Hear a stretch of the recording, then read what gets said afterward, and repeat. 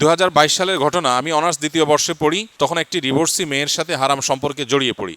পরে তার পেটে বাচ্চা আসে এবং তাকে বিয়ে করি, কিন্তু আমার পরিবার মেনে নেয় না এবং অনেকে যারা সন্তানের বাবা বলে গালি দিতে থাকে। একসময় রাগ করে সে মেয়ে সন্তানকে 14 দিনের বাচ্চাকে এক বন্ধা দম্পতি দিয়ে দেই এবং আমার স্ত্রীকেও ডিভোর্স দেই। এই অতীতটা আমাকে কুড়ে কুড়ে খাচ্ছে। আমি মনে হয় ক্ষমা পাবো না, আখেরাতে আটকা পড়ে যাব। আমি বারবার ডিপ্রেশনে চলে যাই। যে ভাই এই প্রশ্ন করেছেন তাকে বলতে চাই যে হারাম সম্পর্কে জড়াবার ফলে যে বাচ্চা এসেছে, সন্দেহাতীতভাবে সেটা আপনাদের উভয়ের জঘন্যতম কবিরা গুনাহগুলোর মধ্য থেকে একটা। কিন্তু প্রথমত বাচ্চার কোনো দোষ নাই। এই বাচ্চা চাইলে আল্লাহর নেককার বান্দা হয়ে জান্নাতি মানুষ হতে পারে, আবার বৈধভাবে জন্ম হওয়া অনেক বাচ্চা জাহান্নামী হতে পারে।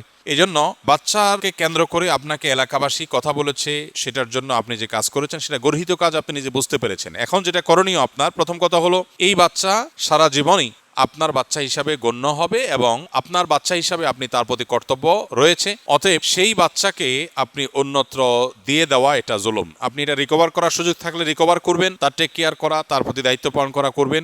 আর আপনার স্ত্রীকে আপনি যদি এমনভাবে ডিভোর্স দিয়ে থাকেন যে ডিভোর্সের পরে আবার, যদিও আপনার ডিভোর্স দেওয়ার অধিকারই নাই, যদি আপনি বিয়ে না করে এই হারাম সম্পর্ক করে থাকেন, তাহলে ডিভোর্স এটা কার্যকর হয় নাই। তাহলে আপনি এখন চাইলে তাকে বিবাহ করে নিতে পারেন এবং যে জেনা হয়েছে সেই জেনার জন্য আল্লাহর কাছে আপনার তওবায়ে নাসুহা, সর্বোচ্চ লেভেলের তওবা আপনাকে করতে হবে।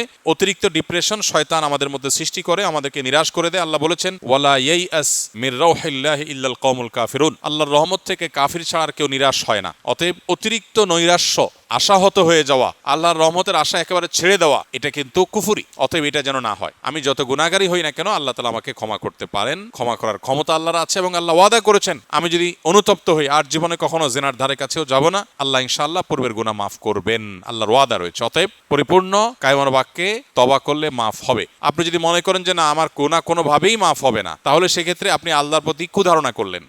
এটা বরং অনুচিত কাজ হবে। অতএব অতিরিক্ত ডিপ্রেশনে না গিয়ে আল্লাহর কাছে মাফ চাইতে হবে। আল্লাহ তাআলা আমাদেরকে আমলের তৌফিক দান করুন।